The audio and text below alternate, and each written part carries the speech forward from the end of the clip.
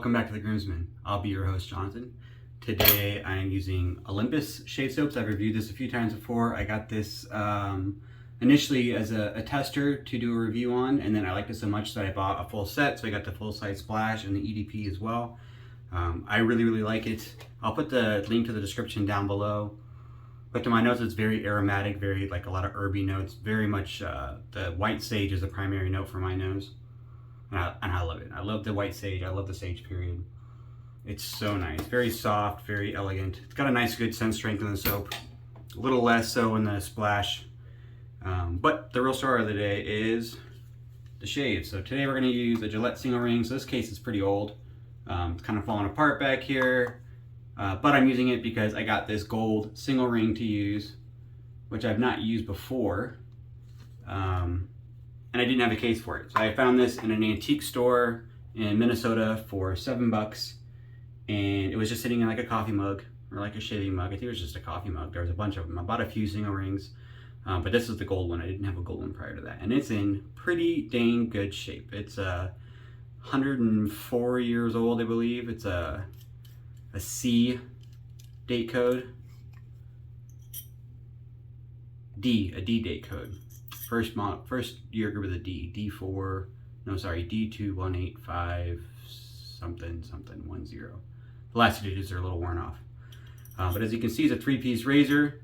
So it's got a longer stem here that goes into the hollow tube, and then the tube part goes inside the handle, and you just screw that in just to make sure it's secure. You don't want to over tighten on these old ones if you get one, because it's really easy to crack these hollow tubes. The brass they use was just brass, but they didn't use a whole lot of extra material, so that it's pretty thin, very easy to crack. It's a pretty common thing to see on the old types, the old single rings and the double rings, is to get cracks up here by the neck and down here by the bottom where people over tighten that screw, or they leave it pretty tight and they leave it in the box, and then maybe some moisture gets in and metal expands and stuff, and then it cracks. You don't want to do that. If you're storing it, give it a little loose. Make sure it's a little loose so it's not too torqued down in there while it's in the case. And then just be careful when you're tightening it down to use. And it says all perfect straight teeth. I mean, it's pretty amazing that the teeth, none of the teeth are bent even the slightest bit. Maybe this corner one has like just a slight bend to it. But they're all there, they're all present. Everything aligns really well. It's pretty impressive for being as old as it is. Most of the single rings I find, if they're not in a case, they usually have pretty jacked up teeth. As an example of a good case, I found this one on Facebook. For a killer deal. Not as good of a deal as the $7 one, but a better deal considering it came with the case. So this is the Aristocrat. Got both the blade banks in there, matching blade banks. And this is a triple plated silver razor. Let's see, I polished the tar. Well, I didn't polish one. I removed all the tarnish off this one, so it's really nice and shiny. Looks pretty amazing. That case kept it in perfect condition too. All the teeth are straight. And the triple plated silver, or even the original silver ones, all come out really nice if you get that tarnish off them. They didn't do nickel plating with the single rings. It was gold or silver. That was what they did back then. So if you do get one, don't think it's nickel, and don't try to like polish it up, because you'll pull that silver plating. It's pretty easy to pull off. So definitely look up tips for removing tarnish off of silver. There's tips using like tinfoil and baking soda and hot water, and it kind of pulls all the tarnish off. This is what they look like if you haven't done anything to them. So this one I picked up with that gold one as well, and I'm giving this one to Sack. He's gonna use that on his videos coming up soon once he gets it. I'm gonna mail this out here pretty shortly to him. I haven't cleaned this one up. I'm gonna let him do all the restoration. I don't know if he's going to remove the tarnish or if he's gonna let it glide. There is some appeal to leaving that silver tarnish on there. It does look pretty neat with that kind of black silver tarnish on there. But if you're not sure, those are side by side. That's what it would look like with no tarnish, and that's what it looks like with 100-ish years of tarnish. His is a little bit older than my gold one. I think his is like 108 years old, and yeah, pretty cool. So I'm gonna load up the gold one here. I haven't used it before. I've used a single ring before, the silver one, the Aristocrat. Really the only difference between the Aristocrat and this one is the case mostly. They had a couple different versions. The triple plated silver one, they had a gold one. The original one had a bell tube instead of this screw knob. It was a bell kind of open end. That one was pretty cool, a little bit more rare, hard to find. Some of the older models, they had like different levels of releases. So they had Ones that were just single level silver plated, and then the quadruple silver plated, and a gold plated, a quadruple gold plated. Does make a difference as far as like how long the material lasts, because a single plate will wear off pretty quickly. I think this one might have been like one of the triple or quadruple plated gold, just because the plating is so good for being as old as it is, but I could be wrong. It looks in pretty darn good shape. There's a slight little bit of on the top cap. You can kind of see the plating is starting to wear a little bit thin, but pretty dang good.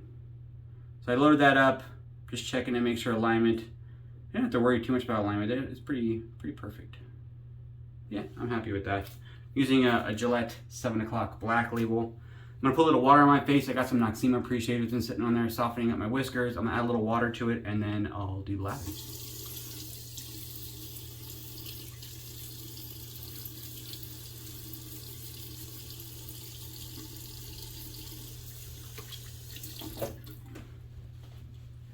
All right, I got this already lathered up here with my Chisel and Hound brush. I don't know what it's called, but it's got a cool, like, pearlescent kind of green. Kind of reminds you of like a June bug.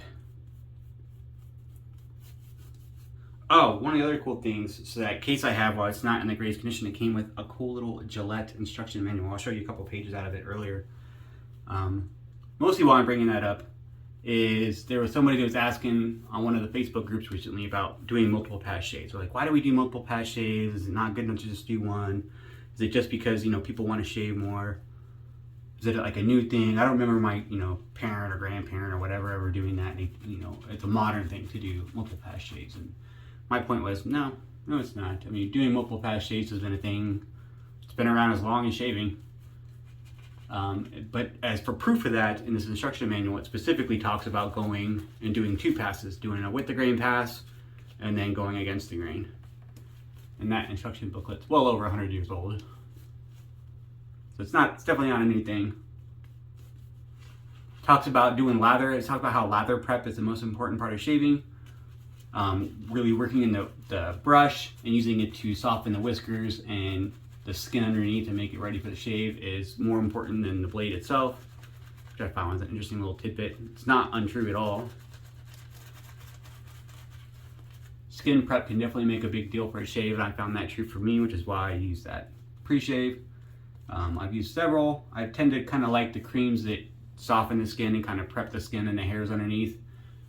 So like the Proraso pre-shave. And I found Noxzema as a really inexpensive alternative to Proraso pre-shave. Probably wouldn't be a big deal if I lived overseas and I could get Proraso at the grocery store, but since I don't, Noxzema is a little easier to get, and it's like $7 for like this gigantic tub that'll last me forever. But I find it works pretty similarly to Proraso. Does a good job cleaning my face, getting everything soft. It's a little slick when you got water on it. So, I mean, I don't care about the added slickness, but it's there if you want it. Got it all loaded up here. We're gonna give it a try. I've used this before, or not this particular one, but A&E Single Ring before, and I remember being pretty blade forward, a little aggressive. But my opinion might be in the minority. A lot of people, if you look at like forums and reviews and stuff, they talk about how they think the single ring is like the bee's knees. The single ring, the double ring, and the old type, which is like the standard 3-piece version of this. As far as I know, and I've been able to find out, there's no real difference in the shave. They were made with like the exact same dimensions. Some of the old types and single rings have a thicker top cap that was made just because these are so thin. They were prone to bending and notching on the corners when people drop them on their sinks because they're just super thin. So they made them a little thicker to be a little bit more reliable. I think they made the base plates a little thicker on some of the older models as well. But the shave is supposed to be exactly the same.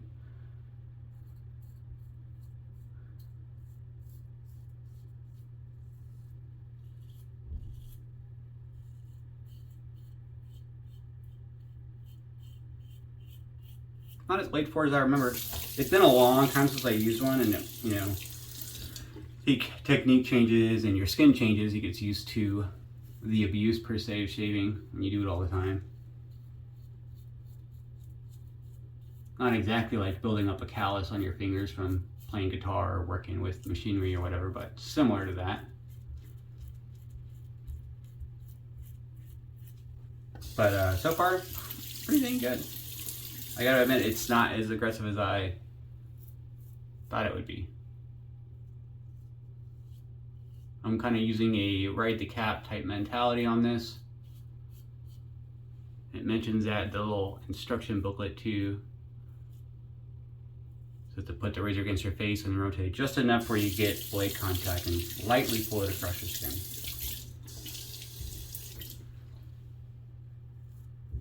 And it might have been the blade that I used. That might have played a factor too. Last time I used it, I don't remember what blade I used. But I've had really, really good experiences with these Gillette plat. I don't know that I've had, sorry, Gillette 7 o'clock. I don't know that I've had a bad blade off of these Gillette 7 o'clocks yet, or a bad shave with them. Like, I've been pretty universal.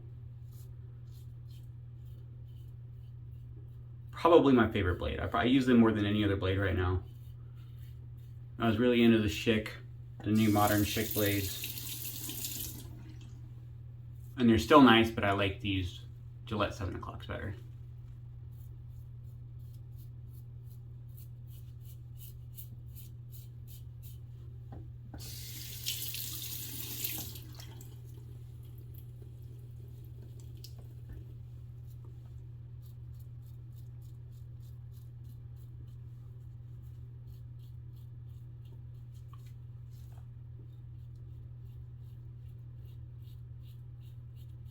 Very, very smooth. I hope it's as smooth against the grain. Sometimes that happens, at least for me. When you get a razor and it's like super smooth with the grain and you're really enjoying the shave, and then you get to the end and you go against the grain and it's really chattery and tugs and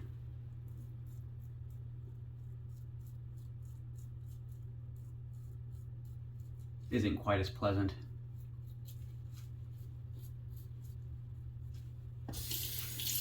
I don't think that'll be the case with this. I mean, these old types, the blade exposed is all, there's no really room for it to chatter on these just because it's clamped. The whole blade is clamped, minus that little bit right there at the edge. And it does a really good job.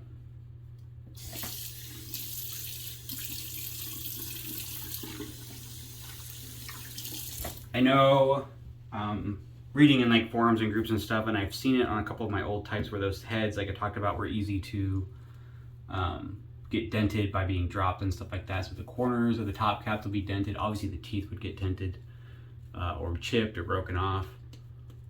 Not so desirable in a shaving razor.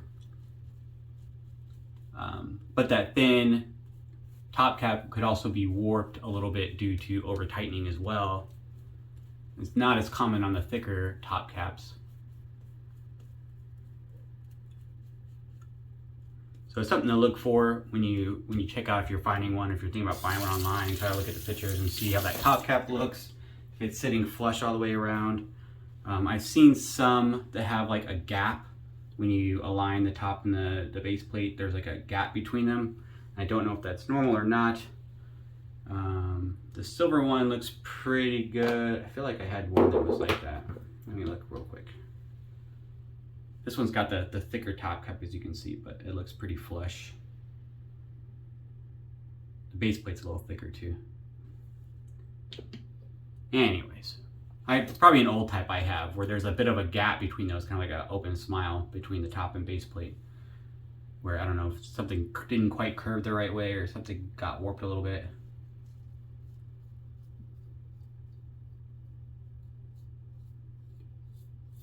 I didn't make it clear. I think this is Sunday for me. I had a nice 3-day weekend. So it's been 4 days. I say Thursday. So Thursday, Friday, Saturday, Sunday. Yeah, 5 days. 4 days.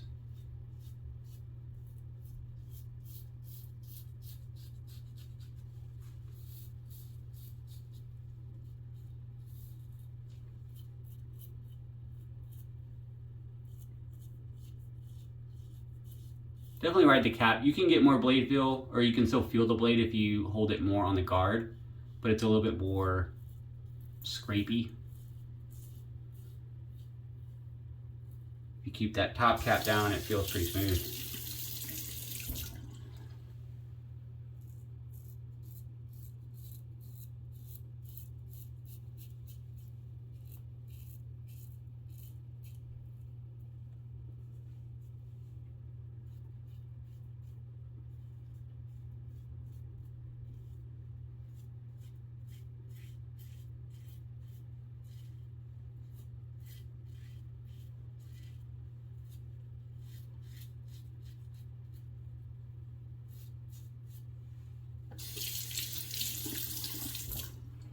Very smooth so far. Didn't see any difference between the with the grain and across the grain as far as smoothness goes. Feels pretty efficient as far as like how much hair is removing. I feel like it's going to be a very smooth shave.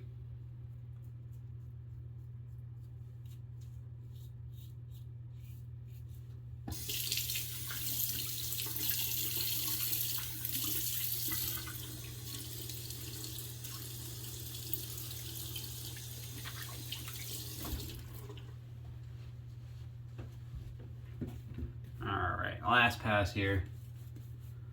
Plenty of lather left. I do really like this soap, by the way. If you've never used Elysian soaps, I had used her older stuff that was in kind of tins, and then she's upgraded to like tubs, these plastic tubs that are kind of see-through on the bottom. Her base changed a little bit, and much better. It's not like her previous base was bad or anything, but this base stands out amongst the competitors. It's up there. It's right up there with like, it's probably my top 5 for sure. You know, it's right behind like A&E and Barrister Man. Barrister Man's probably my #1 right now. But it's right there behind those two or three.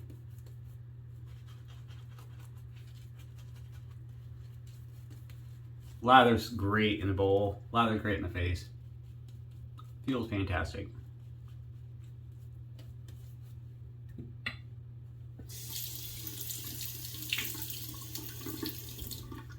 All right, here's proof in the pudding, so to speak. Oh, that's smooth.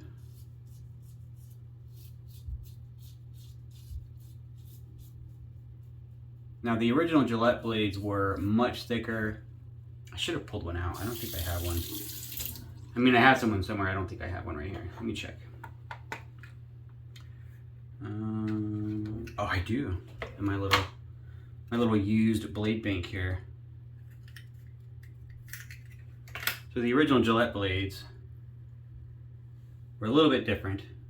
They still fit in the modern razors, but 3 holes, obviously rounded edges. They're a lot thicker.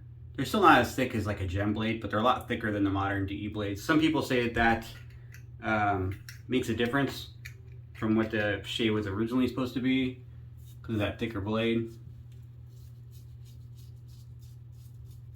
I'm not finding that's having any problem at all using a modern thinner type blade.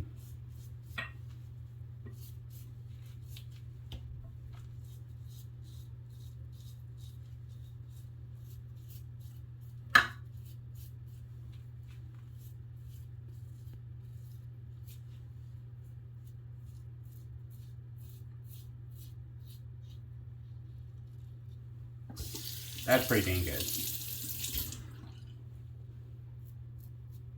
Gotta give a shout out to like Zach and Baez, Scott.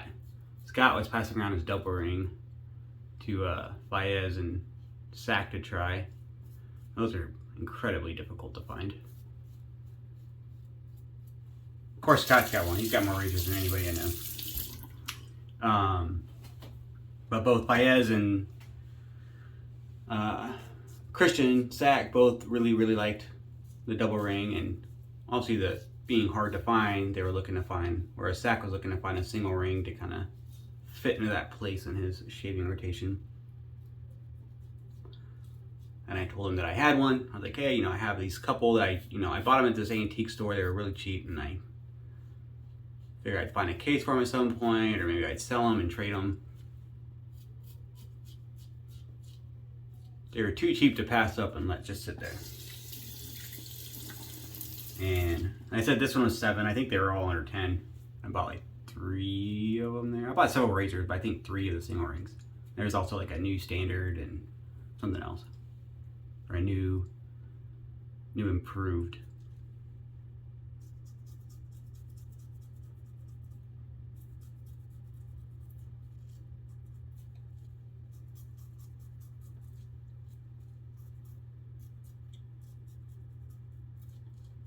But he kind of made me rig up the single rings, and he's like, I didn't know you had this many. And I was like, oh, I got all kinds. So then I was talking briefly about the several sets that I got.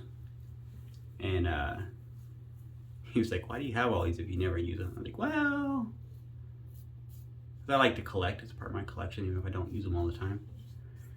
And because my last, remembrance of using it, which had been admittedly a long time ago, I had not had like a horrible experience, but didn't have like a great experience that I wanted to repeat. So because he brought it up, I kind of realized it'd been such a long time. I was like, well, maybe I should revisit this razor. And I had never used this gold one. And gold is cool.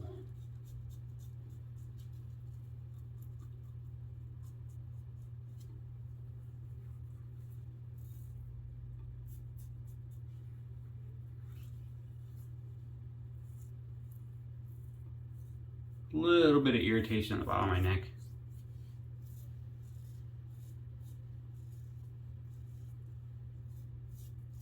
Which is not uncommon.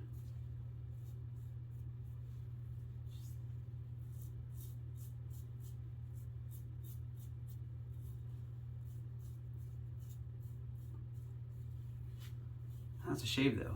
3 passes. Man, pretty good. I'm gonna do a quick cold water rinse, clean up my face a little bit, and I'll be right back for final results and some post shave. All right, I'm back. Thanks for sticking with me. Post shave. I haven't put any post shave on yet, just cold water rinse, and my face feels great. I mean, it was admittedly it's really, really close. I don't know if I can say it's one of the closest shave I've ever had, but very, very close. Very, very smooth. A lot smoother than I thought it would be, especially for being 104 or whatever years old, 106 years old. And my memory of it wasn't that great. But man, I'm glad I revisited it. I'm glad Zach brought it up, and I ended up pulling out that razor and trying it again, because that was a really great shave. It was a really fun shave. I want to show you guys this little pamphlet. My back page is kind of falling off a little bit here. It's kind of came just inside the top part of the case, and it's got some illustrations in here. It talks about how to load the blade, in case you weren't sure how to load the blade. And they were new when they came out, so people coming from straight razors. There's a couple cool illustrations there. And then shaving down with the grain. So that's like that's like the first pass, shaving down with the grain. And then particularly mentioned shaving up against the grain. So in case anyone doubted me, there's the instruction pamphlet from Gillette over 100 years ago saying, yep, do multiple passes. That's how you're gonna get the closest shave. There's a whole thing about, there's a couple pages about lathering and skin prep and everything, how important it is. This is kind of funny. This includes a young man who's never shaved himself or been shaved and are disappointed in the results attained, or either blame the razor or think their beard is too tough or their face too tender, when, as a matter of fact, the beard does not grow, which cannot be shaved with perfect ease and success if the following suggestions are followed and the Gillette razor used. And then it goes into soaps and pre-shave and kind of getting everything on your face and working it with a brush, and it's kind of neat. But cool little instruction pamphlet there. I've got a couple of these that are different. This is the oldest one I have. The other one doesn't talk about the multiple passes, I looked, but this one does. And pretty neat. I'm gonna do a little post-shave splash right here, matching Elysian aftershave. It's that really nice white sage. You got a restrictor in there. Oh, it's coming out. So I will say their post-shave Elysian, or at least for this particular soap, I don't have a whole lot of others to compare. This is the only full-size soap and splash I have from them. The splash out of the bottle and fresh on your hands smells overwhelmingly of alcohol. I think it's some burn on that.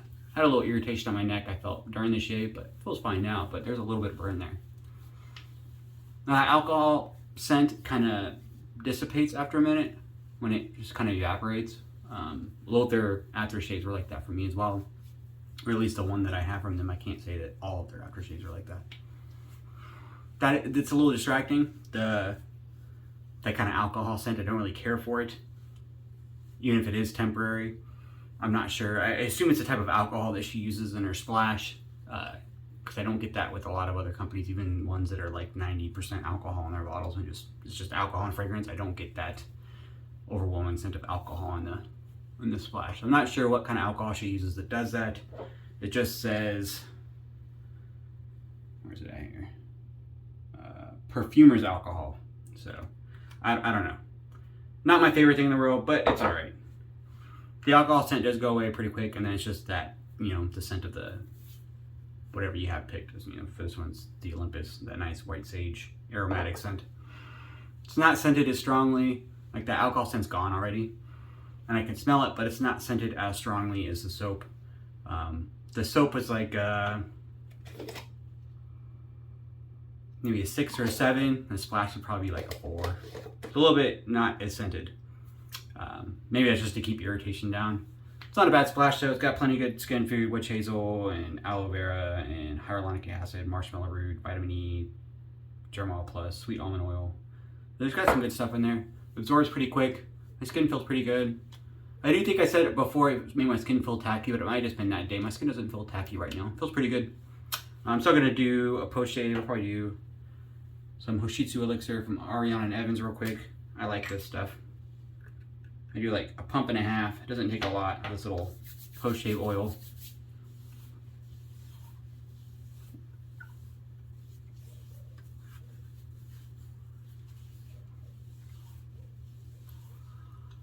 I like it. I like post shave oils. You know, don't want to use it a lot, obviously, and you don't want to use just any oil because it will sit on your skin. But this stuff absorbs in your skin really well, and I like it. Makes my skin feel great. I use this one, and I got this Badger one that I use. That I got locally from I can't remember, like a greengrocers, Whole Foods type place. And I got good oleo as well. I don't use a good oleo as much anymore because this is scented pretty strongly of olive oil. It still feels really great in the skin, but the scent can be a little distracting, and I found that the Hoshitsu elixir is pretty unscented. Got a really, really light fragrance just from the ingredients, and it's almost invisible. And this one is bergamot and menthol, but there's no menthol scent or feel to me. And the bergamot is very, very light, so it's very, very, very lightly scented, and doesn't interfere with my post-shave stuff. But that was a shave. I hope you enjoyed it. Single ring was pretty awesome. I definitely enjoyed that shave. It was really fun. And I'm gonna call it a day there. I'm gonna go spray on some EDP, go out smelling like some white sage, and I hope you guys have a fantastic week.